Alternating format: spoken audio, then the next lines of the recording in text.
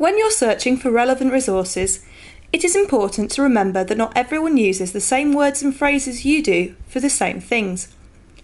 By choosing your keywords to search with and then expanding on these terms, you can have a wider search that will explore a greater variety of sources. If you're using someone to search with, there is no point in inputting questions or false statements. Unlike search engines, which are designed to guide your choices and interactions with the world through being able to appear to directly answer your questions, library discovery services like Summon should display items in terms of their relevance to what has been inputted.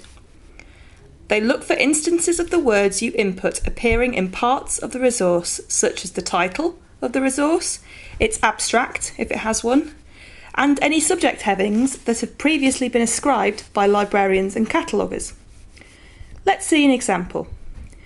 Compare and contrast how different forms of play enhance children's emotional development. Firstly, what is this actually looking for? For critical analysis of different forms of play. So play would be your keyword. And it is looking specifically at children's emotional development. So you would narrow your search down by also including this.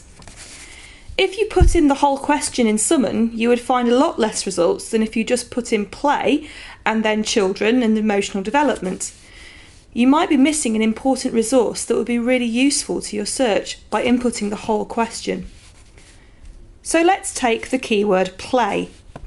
Firstly, you should think about if there are any synonyms, that's words or phrases that mean the same thing, that you could also search for other relevant results.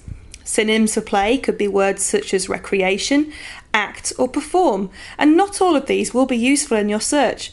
But remember, you can't get searching wrong, you just have to try again until you get the results you can use.